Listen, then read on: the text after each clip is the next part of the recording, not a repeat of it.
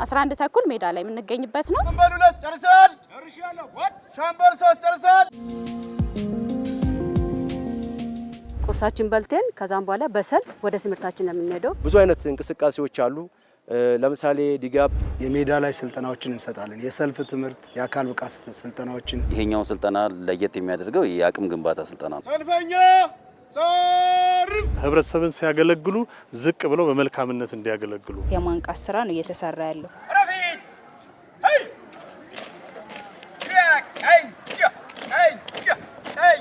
በፊዚካሊም ጠንካራ መሆን አለባችሁ፣ በአእምሮም ደግሞ ጠንካራ መሆን አለባችሁ። አንድ ኦፊሰር ከማህበረሰቡ ጋር እንዴት አድርጎ አገልግሎት መስጠት ይችላል? ያስቀመጥነውን ተልእኮና ራዕይ ለማሳካት በእኛ በኩል ዝግጁ።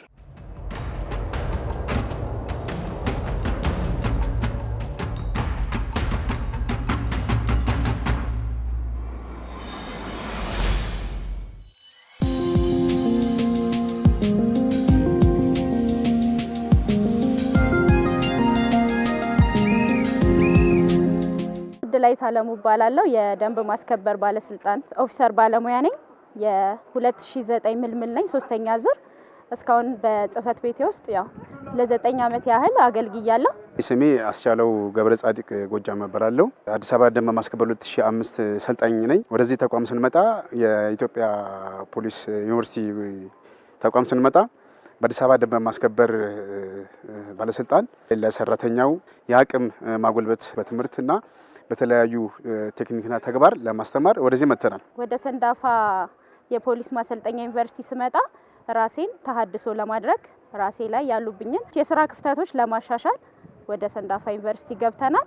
እዛ ከገባን በኋላ የመጀመሪያው ጉዳይ ጠዋት 11 ሰዓት ከመኝታ ይነሳና እንደ ሰልጣኝ አልጋይን በስነ ስርዓቱ በወታደራዊ አነጣጠፍ አንጥፌ ከዛ በኋላ ልብሴን ቀይሬ ስፖርታዊ ልብስ ቀይረን ወደ ሜዳ እንገባለን ማለት ነው። 11 ተኩል ሜዳ ላይ የምንገኝበት ነው። ከዛን ያንን የማነቃቂያ ስፖርት ከሰራን በኋላ ወደ ዶርሚተሪያችን ተመልሰን እንደገና የደንብ ልብሳችንን እንለብሳለን። ያንን የደንብ ልብስ ለብሰን ወደ ቆጠራ ሜዳ ተገኝተን በየመቷችን ተሰልፈን ቲሞች አሉን። በቲማችን ገብተን በወታደራዊ ቆጠራ ይካሄድልናል። የሰው ኃይል ይወሰዳል።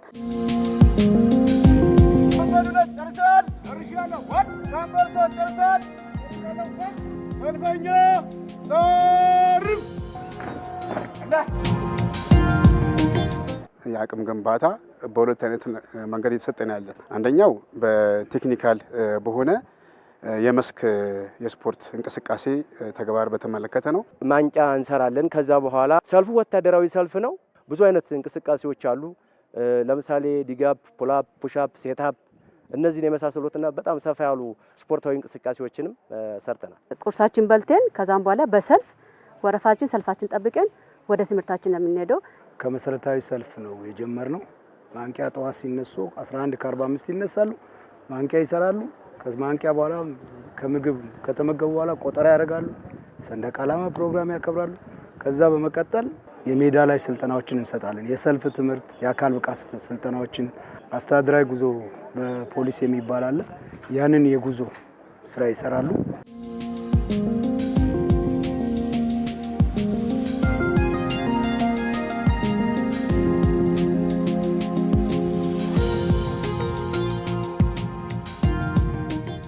በተግባራዊ ላይ አክቹአሊ የፊዚካል አስፔክቱ ላይ ነው። ፊዚካል አስፔክቱ ላይ እንግዲህ ፓራሚሊተሪ ናቸው እነዚህ። በፓራሚሊተሪ ትምህርት ሲማር ወታደራዊ ክፍል ይወስዳል። በወታደራዊ ክፍል ከጠዋት ማንቂያ ጀምሮ ጠዋት 12 ሰዓት ተኩል እስከ 1 ሰዓት ስፖርታዊ እንቅስቃሴ ያደርጋሉ። ኤሮቢክስ ሰውነታችሁ ሪፍሌክስ እንዲሆን። ከዛ በተጨማሪ ከ7 ሰዓት ተኩል እስከ 11 ሰዓት ተኩል ደግሞ የወታደራዊ እንቅስቃሴ ይሰራሉ። እነዚህ ሜንታሊም ፊዚካሊም እንዲጠነክሩ። የቲዮሪው እስካሁን ከመጣን ጊዜ ጀምሮ ወሰድናቸው ወደ 6 የሚሆኑ ሰብጀክት ትምህርቶች ተሰጥተውናል። እዚህ ጋር ያለው ነገር ደግሞ እኔ በጣም ተለይቶብኛል። ከክላሱ ስንጀምር ሀገር ወዳድነት፣ ተግባቦት ወይም ኮሚኒኬሽን፣ ስለ ወንጀል ነክ ነገሮች በጣም ማለት በስራችን ምን ሊያጋጥመን እንደሚችልና መፍትሄውን ጭምር በግልጽ ተቀምጦ ነው እየተማርን ያለ ነው። ሁለተኛ ላይ ቴክኖሎጂ ማለት ምን ማለት ነው? እናንተስ እንዴት ነው ቴክኖሎጂ ተጠቀማችሁ ያላችሁት የሚባል ትምህርት አለ። እሱንም ሀሳብ እየሰጠን እየተማርን ያለ ነው። ሶስተኛ ላይ ደግሞ ስለምትተግባቦት ተግባቦት ማለት ከህብረተሰቡ ጋር እንዴት ተግባብተን መስራት እንደንችል በጣም በቂ ትምህርት አግኝተናል። ስነ ምግባር ማለት ምን ማለት ነው የሚለው ራሱ ለኛ በቂ ትምህርት ነበረን። እሱም እየተነጋገረን እንደ ሽፍት የሚሰጠን አሳይመንት አለ። እሱ ላይ ተነጋግረን መልስም ሰጠናል። በቂ ትምህርት እያገኘን ነው። ህዝብ አገልግሎት የህዝብ አገልግሎት ማለት ምን ማለት ነው? እናንተስ እንዴት ነው ህዝቡን ያገለግላችሁ ያላችሁት የሚባሉ ላይ ሀሳብ እየሰጠን ከአስተማሪዎችን ጋር ጥያቄና መልስ እያደረገን ነው እንትን ያለ ነው። ህገ መንግስትና ሰብአዊነት ህገ መንግስት ምንድነው? ሰብአዊነት ማለት ደግሞ ምንድነው? እናንተ ሲሰሩ የሚያጋጥሙት ነገሮች አሉ እና ሰብአዊ ሰውን እንዴት ነው እንትን ያላችሁ ሲሰሩ እንዴት ነው የሚሰሩት የሚለው እሱ ላይ ሀሳብ እያነሳን ከነሱ ጋር እየተነጋገረን እየተማርንበት ሁኔታ አለ። ህዝብ አገልግሎት አንጻር አዲስ አበባ ላይ ያለ የደንብ ማስከበር ሰራተኛ ቅድመ መከላከል በምን አይነት መልኩ ነው ማህበረሰቡን እያገለገለ ያለው? የስነ ምግባር ከላይ በገለጽኩት የስነ ምግባር ችግሮችን በምን አይነት መልኩ ይቀረፍ ያለው በምን አይነት መልኩ ነው እየተገበረ ያለው የሚለውን ነገር ሰፋ ባለ ዘርዘር ባለ ነገር የተማርንበት ሁኔታ አለ። ከህገ መንግስት ጀምሮ ከህገ መንግስት ትምህርት ጀምሮ እስከ ሳይኮሎጂ ትምህርት ማለት ነው የተሰጡት ያሉት ትምህርቶች ናቸው። በተጨማሪም ደግሞ በመስክም በሜዳ መስክም እንደ ፖሊስ ስልጠና በጥሩ ሁኔታ የወሰዱ ነው አሉ። በንድፈ ሐሳብ እንግዲህ ትልቁ ነገር ህዝባችንን ዝቅ ብለን እንዴት ነው ማገልገል የምንችለው? እንዴት ነው ከሰብአዊ መብት አያያዝ በተለይ የተቋማችን እርምጃ ከሚወስድ አንዱ ተቋም ነው።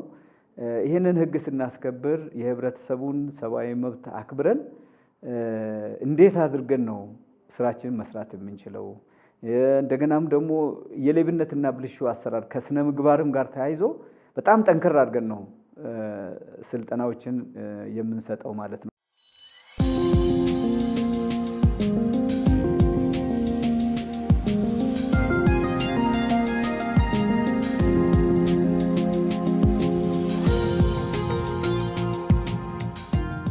ሰልጣኞቹ ከጠዋቱ 11 ሰዓት ተኩል ጀምሮ እስከ 12 ሰዓት ተኩል ድረስ የማንቂያ ስፖርት ይሰራሉ።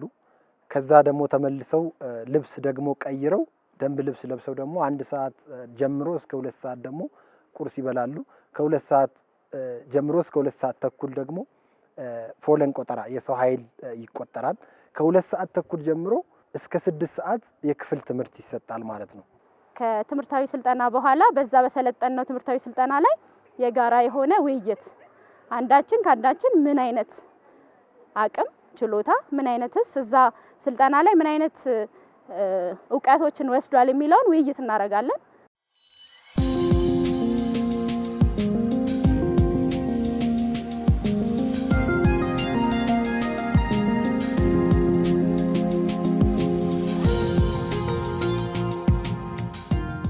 ምሳችንን ከተመገብን በኋላ ወደ ዶርምተሪ ተመልሰን እንደገና ቱታችንን ቀይረን ወደ ተግባር ስልጠና እንገባለን ማለት ነው። አላችሁ? አሜን። አላችሁ? አሜን። ዛጋ አይሰማም። አላችሁ? አሜን። እዚህ ጋር አላችሁ? አሜን። ብራቮ። ከክላስ ትምህርት በኋላ የስልጠናዎችን አካል ብቃት ስልጠና እንሰጣቸዋለን። የሰልፍ ስልጠናዎችን እንሰጣቸዋለን። እየከፋፈልን ባለችው ሰዓት ላይ አንደኛዋን አካል ብቃት ስናሰራ አንደኛዋን ደግሞ ሰልፍ የምናሰራበት ሁኔታዎች አሉ ማለት ነው። እየከፋፈልን ነው ማለት ነው። ይሄኛው ስልጠና ለየት የሚያደርገው የአቅም ግንባታ ስልጠና ነው። ደንብ ማስከበር ኦፊሰሮቹ ስራ ላይ ነው ያሉት። በስራ ላይ የነበሩ ጠንካራና ደካማ ጎኖችን የአስተዳደሩ የደንብ ማስከበር ባለስልጣን ለይቶ ካበቃ በኋላ ክፍተቶቹን በዚህ ኤሪያ ላይ የአቅም ግንባታ ሊሰጣቸው ይገባል ብሎ ዲስከስ ከኛ ማኔጅመንት ጋር ዲስከስ ካደረገ በኋላ በዛ ዙሪያ ላይ የካሪኩለም ተቀርጾ የስልጠና ማኑዋሎች ተዘጋጅተው ነው ወደ ስልጠና የገባ ነው። ከሀገር ወዳድነት ጋር የተያያዘ ከስነ ምግባር ጋር ብልሹ አሰራሮች ጋር የተያዙ ከሰብአዊ መብት አያያዝ ጋር ህብረተሰብን ሲያገለግሉ ዝቅ ብለው በመልካምነት እንዲያገለግሉ ከማይገባ ጥቅም ማግኘትን ችግር እንደሆነ መሆን እንደሌለበት ህብረተሰቡ ማገልገል እንጂ ከህብረተሰቡ ምንም ጥቅም ፍለጋ ውስጥ መግባት እንደሌለባቸው፣ በሌላ መልኩ ደግሞ ህብረተሰቡን ሲያገለግሉ የመርዳት የማገዝ ደንብ መተላለፍ የሚያስከትለውን ጉዳት የማስገንዘብ በተግባቦት የተሻለ ተግባቦት እንዲኖራቸው እንጂ ህብረተሰብን በማይሆን መንገድ መንቀሳቀስ እንደሌለባቸው ደግሞ ከባህሪ ጋር የተያዙ ነገሮች ስልጠናዎችን አቅም መገንባት አስፈላጊ በመሆኑ ነው። ሀገር ወዳድነቱ የሀገር ፍቅር ሊኖረው ይገባል። ኢትዮጵያ በአሁኑ ሰዓት እያደገች ነው። እየተለወጠች ነው። የጉባ ትሩፋቶችን መውሰድ እንችላለን። የህዳሴ ግድባችንን መውሰድ እንችላለን። ከህዳሴ ግድብ ቀጥሎ የነዳጅ ምርታችን ለሀገራችን እድገት ትልቁ አስተዋጽኦ የሚሰጥ ነው። በቢሾፍቱ እየተገነባ ያለው ትልቁ የአየር መንገዳችን እየሰራ ያለው በጣም ትልቅ ነው። እንደገና የማዳበሪያውም አለ። ስለዚህ ይህንን ያውቃል ወይ ኦፊሰራችን? ኢትዮጵያ ከየት ተነስቶ በተለይ በለውጡ ዘመን ያስመዘገብናቸውን ኢኮኖሚያዊ፣ ፖለቲካዊ፣ ማህበራዊ ጉዳዮችን ኦፊሰራችን ያውቀዋል ወይ?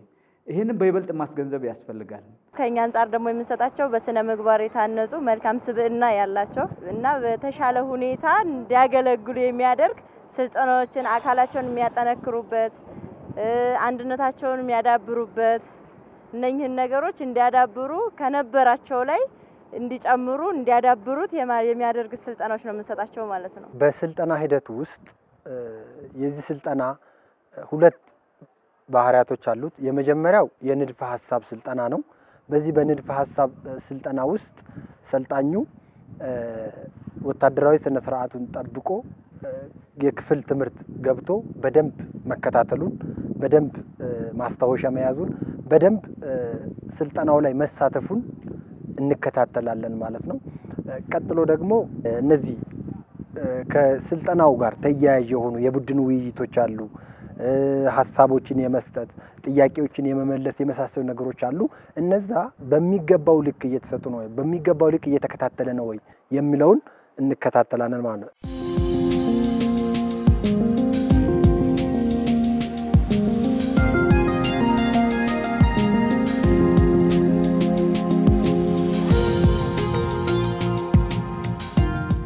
የታድሶ ስልጠና በስራ ላይ ሆኖ ስልጠና ሲሰጥ ከአመለካከት ጨምሮ የእውቀት እና እንዲሁም ደግሞ አስተሳሰባቸውን ወደ ስራ በመለወጥ የሚሰሩ ስራ ጋር በማቀናጀት ትክክለኛ ስራ እንዲሰሩና በሚሰሩበት ጊዜ ትላንትና ወይ ደግሞ ባለፈው የሰሩትን ስህተት እያዩ እንዲሄዱ የነዚህን ጭምር እውቀታቸውን አሳድገው የተሻለ ውጤት እንዲያመጡ እነሱን የሚመለከት ትምህርት ሪሶችን በመውሰድ የሚማሩትን የአካላዊም ሆነ ስነ ልቦናዊ ትምህርቶችን ከስራቸው ጋር የሚገናኝ በማቀናጀት ጥሩ ውጤታማ ወይ ደግሞ ፐርፎርማንሳቸው እንዲያድግ ማድረግ ነው። ይሄ የስራ ላይ ስልጠና እንደመሆኑ ኦፊሰሮቹ የተዘናጓቸው የራሷቸው አንዳንድ ነገሮች ካሉ የማስታወስ የማንቃት ስራ ነው እየተሰራ ያለው።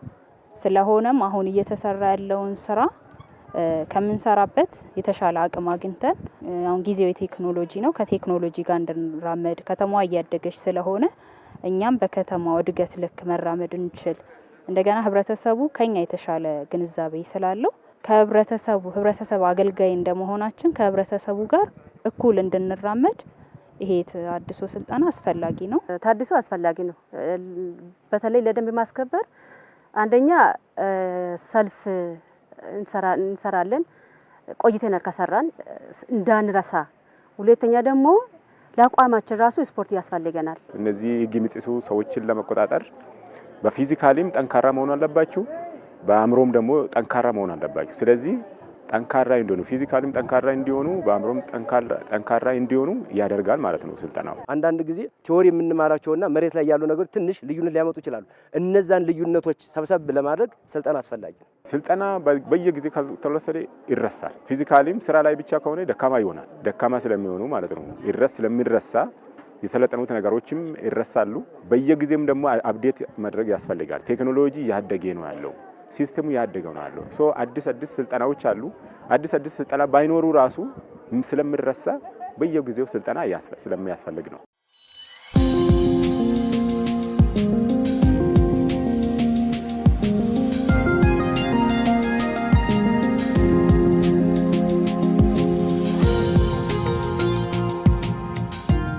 የስራ ላይ ስልጠና እስከሆነ ድረስ ባላቸው ላይ የተሰጣቸውን ስልጠና በእኛ በሰጠናቸው ስልጠና ወይም ተቋሙ በሰጣቸው ስልጠና ላይ በሚያገለግሉበት ሰዓት ላይ እያንዳንዱን ነገሮች በአጽንኦት ተመልክተው በመልካም ስነ ምግባር ይሰሩታል ብዬ አስባለሁ። የአቅም ግንባታ ስልጠና ያስፈለገበት ምክንያት ከተማችን ከጊዜ ወደ ጊዜ ዘመናዊ፣ ምቹ፣ ለነዋሪዎቿ ተስማሚና ስማርት ሲቲ ዓለም አቀፍ ተወዳዳሪ የሆነች ከተማ እየሆነች ትገኛለች።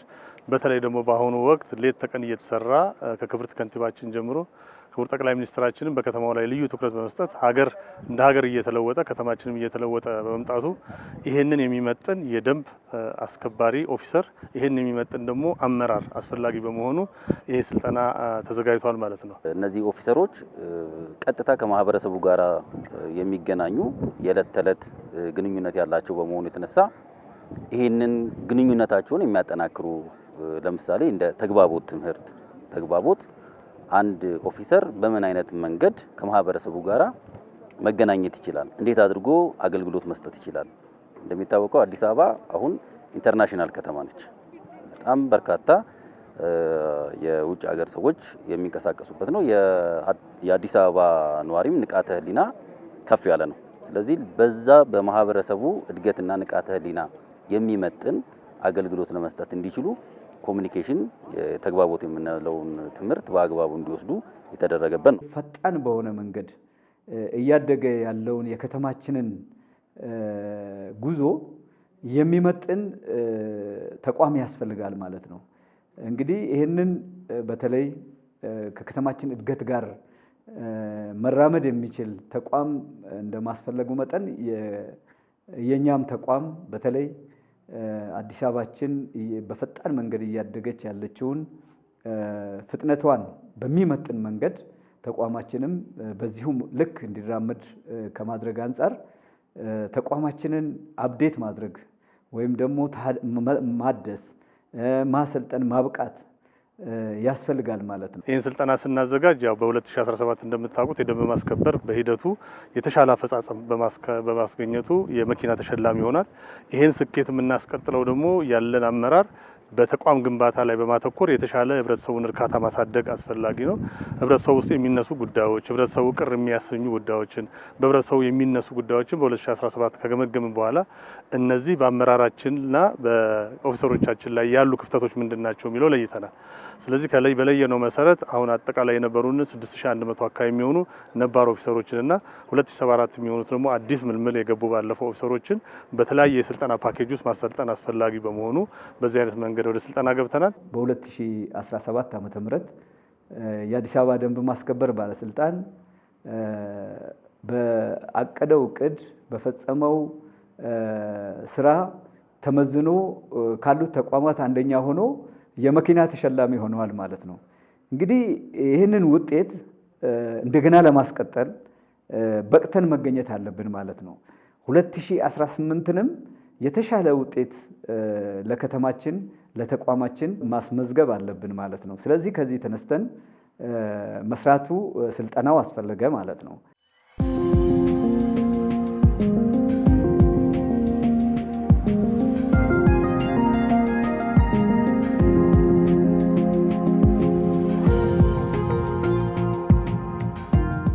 የተማርናቸው አጠቃላይ ትምህርቶች በተመለከተ ለተቋሙ የሚመጥን ተቋሙን አሻጋሪ የሚያደርግ ተቋሙን ጫፍ የሚያደርስ እየተገነባ ያለው የኔ አስተዋጽኦ ምንድን ነው የሚለውን ነገር የተማርኩበትና ከትምህርቱ ያገኘሁትኝ በጣም በርካታ ነገሮች አሉ።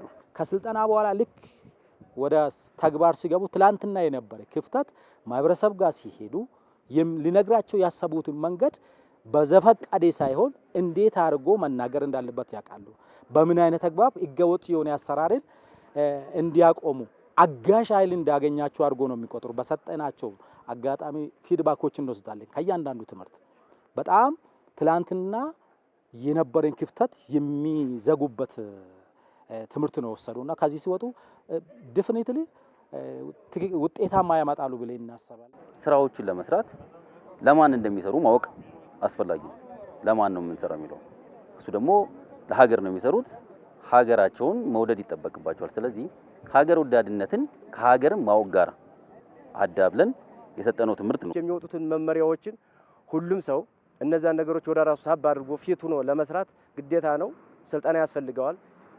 ስልጠናው ደግሞ ምንድነው? በአካል ብቃትም በቲዮሪም ነው መሆን መቻል ያለበት። ለምን በአካል ብቃቱ ብዙ ነገሮች የሰው ልጅ ሲንቀሳቀስ ከኛ ስራ ጋር ብዙ ነገሮች የሚያገናኘው ነገር ስላለ እሱን ነገር ፊቱን ለመስራት የአካል ብቃቱን ማስፈላጊ ነው። እንደዚህ አይነት የስራ ላይ ስልጠናዎችን እያደረግን ከሄድን ህብረተሰቡ ደግሞ ከኛ ከደንብ ማስከበር ጋር ሆኖ ተባባሪ የሆነ ወጣቶቹን እያገዘ በጋራ የደንብ ጥሰትን በመከላከልና መቆጣጠር ረገድ ባለቤት ከሆነ በከተማችን የደንብ ጥሰት የማይታይባት ለነዋሪዎቿ ምቹ ሆነች ለአፍሪካ ተምሳሌት የሆነች ከተማ በማድረግ ያስቀመጥነውን ተልእኮና ራዕይ ለማሳካት በእኛ በኩል ዝግጁ ነን። ጠንካሮች ናቸው፣ ጎበዞች ናቸው እነኚህ።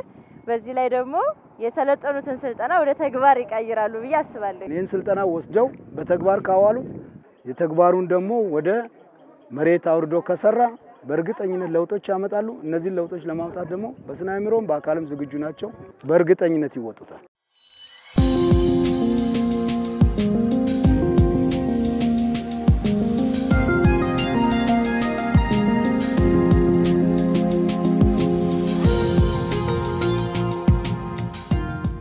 ስፔሻሊ አዲስ አበባ የዱሮ አዲስ አበባና የአሁኑ አዲስ አበባ ይለያያል። በጣም ምንም አይገናኝም። እንደዚህ የተሰሩ ስራዎች በከተማ አስተዳደር እና በህብረተሰቡ የተሰሩ ጥሩ ስራዎችን እንዲቀጥሉና እንዳሉ ለህብረተሰቡ ጥሩ እንዲሆኑ ለማድረግ የነዚህ ጥበቃ ይፈልጋል። የነዚህ ስራ ጠንከር ብሎ ለመስራት ይፈልጋል። ከዚህ ስልጠና ያገኙት የኪሎትም የእውቀትም የአመለካከትም ስልጠና ያገኙት እሱን ተጠቅሞ ይሄን የተሰሩ ስራዎችን አዲስ አበባ ውስጥ የተሰሩ ስራዎችን በትክክለኛ መስራት ይገባል ብዬ አስባለሁ። የከተማዋን እድገት የሚመጥን ከተማዋ እያበበች ያለች እያደገች ያለች ዓለም አቀፍ መቀመጫ ነች። ስለዚህ እዛ በከተማ ውስጥ የሚሰጡ ያሉ ልማቶችን ብቃት ባላቸው አገልግሎታቸው አርኪ በሆነ ሁኔታ ስራዎቻቸውን ይከውናሉ። ከዚህ ስልጠና በኋላ ሲነሱ የነበሩ እጸጾች ይቀረፋሉ። የነበሩ ጠንካራ ጎኖች ደግሞ ተጠናክረው ይቀጥላሉ። የማስታወስ ስራ ነው የምንሰራው። ተሐድሶ ስለሆነ የማስታወስ ስራዎች ይሰሩልናል እና በአሁኑ ሰዓት ያው የተሻለ ሁኔታ ላይ እንገኛለን። በሄዱበት ሁሉ በሚሰሩበት ስራ ላይ ነገሮችን በትኩረት ተመልክተው በመልካም ስነ ምግባር እያንዳንዱን ነገሮች ዲቴል አይተው መልካም ስራ እንዲሰሩን አስተላልፋለሁ ማለት ነው። የደንብ ጥሰቶችን ከመከላከል አኳያ ከኔ የሚጠበቀው ያው ህብረተሰባችን አንዱ አካላችን ስለሆነ በቅድሚያ ህብረተሰባችንን በግንዛቤ ስራዎች በስርጸቶች እያደረግን ቅድሚያ ግንዛቤ ነው ጽህፈት ቤታችን ባለስልጣኑ ትኩረት የሚያደርገው ግንዛቤ ስራዎች ላይ ነው። ያንን በመስራት እኛ ደግሞ እንደ ስታፍ ብሮሸሮችን በራሪዎችን በማዘጋጀት ለህብረተሰቡ እንዲደርስ እንዲሁም የሚሰሩ ስራዎችን በአግባቡ በመያዝ መረጃዎችን በማደራጀት የተሻለ ስራ ለመስራት ያው ይሄ ስልጠና ጠቅሞኛል ብዬ እኔ ወስዳለሁ። በራሴ የተሻለ ነገር እንሰራለን ብዬ አምናለሁ። እኔ በራሴ ቃል የምገባው አሁን እንደ አዲስ አበባ ደንብ ማስከበር ባለስልጣን የተሰጠኝን ተልዕኮ መጀመሪያ ለመተግበር አንደኛ ቁርጠኝነትን፣ ዝግጁነትንና ተነሳሽነትን ተምረናል። ለምናገለግለው ማህበረሰብ በእኔ በኩል የወሰድኳቸውን ትምህርቶችና ስልጠናዎች ለመተግበር ዝግጁ ሆኜ አንደኛ ስነሳ የመጀመሪያ ጠንካራ ጎኔ እንዳለ ሆኖ ደካማ ጎኔን ቀርፌ የተሰጠኝን ተልዕኮ ተግባራዊነቱን ለማስፈጸም ግንባር ቀደም ሆኜ የኔን ተልዕኮ የተቋሙን ተልዕኮ ለማስፈጸም ዝግጁ ነኝ በእኔ በኩል። ይህንን ስልጠና ስንጀምር አንደኛ ትልቅ ወጪ ነው የሚጠይቀው።